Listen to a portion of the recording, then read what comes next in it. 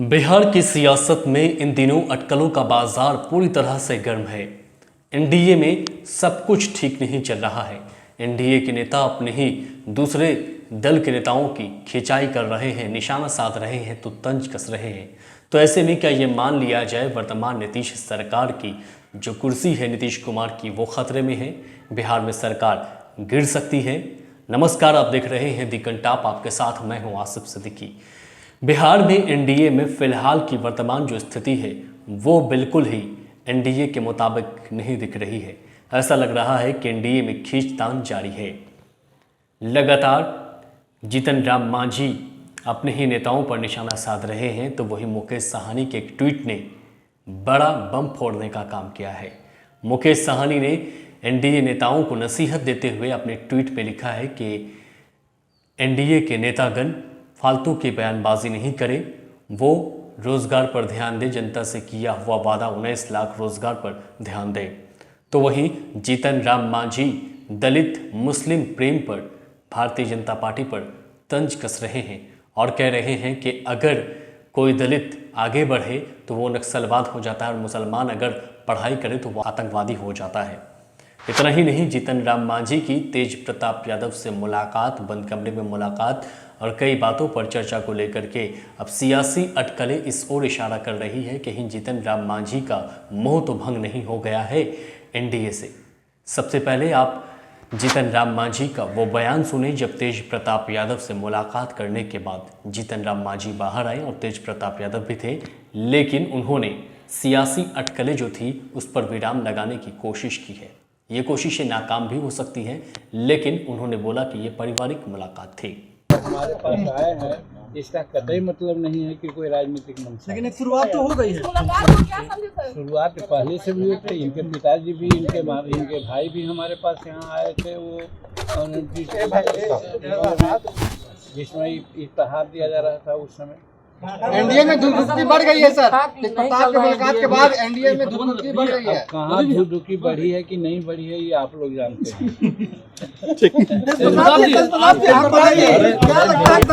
नहीं, देखिए, हम इधर से लगातार गुजर रहे हैं। ये कोई नई बात नहीं है कि अंकल से हम पहले नहीं मिले। लगातार हम मिलने का भी काम करते हैं, उनका मार्गदर्शन हम लेने का भी काम करते हैं। ऐसा बात नहीं, तो अपना ऐसे ही जो पारिवारिक जो संबंध है अपना, उसी को हम आज सोचे कि बहुत दिन हो गया कोरोना के बाद जब लॉकडाउन खुला तब आकर के सोची कि एक बार मुलाकात कर लेते हैं बस। और कोई पॉलिटिकल ऐसी कोई चर्चा नहीं।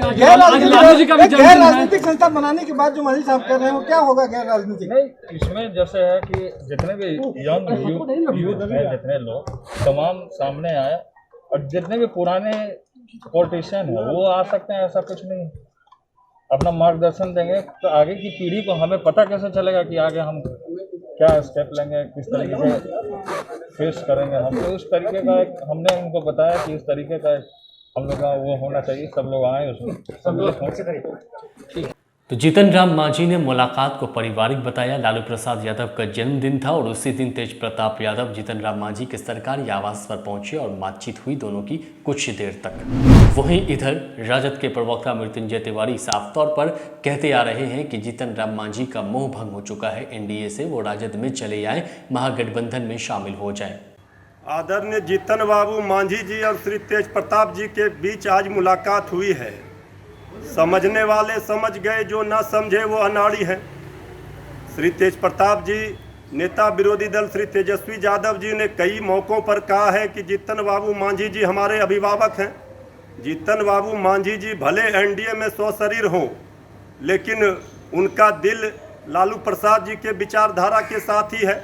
आदरणीय लालू प्रसाद जी के विचारधारा की लड़ाई जीतन बाबू मांझी जी ने साथ मिलकर लड़ी है। आज एनडीए में जीतन बाबू मांझी जी का दम घुट रहा है। कई मौक़ों पर उन्होंने अपना विरोध भी दर्ज कराया है। हम तो एनडीए के लोगों को, बीजेपी को ये चुनौती दे रहे हैं, इस सरकार को बचा सको तो बचा कर दिखाओ। इधर मुकेश साहनी जो है वो ट्वीट कर रहे हैं और याद दिला रहे हैं कि जनता से किया हुआ वादा पूरा करने का वक्त अब आ चुका है। तो एक तरह से अपनी ही सरकार से मुकेश साहनी सवाल कर रहे हैं, तो इस बात को भी नज़रअंदाज नहीं किया जा सकता है। मुकेश साहनी से जीतन राम मांझी भी लगातार संपर्क में है और मुलाकात भी हो रही है। लेकिन एक तरफ ये भी कयास लगाए जा रहे हैं कि लालू प्रसाद यादव के जेल से रिहा होने के बाद बिहार की राजनीति में बड़ा परिवर्तन देखा जा सकता है।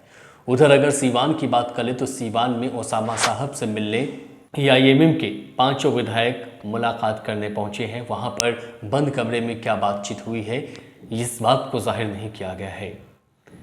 लेकिन वर्तमान राजनीतिक परिदृश्य ये दिखाने की कोशिश कर रहे हैं कि शायद जो है बिहार में बदलाव अब देखा जा सकता है।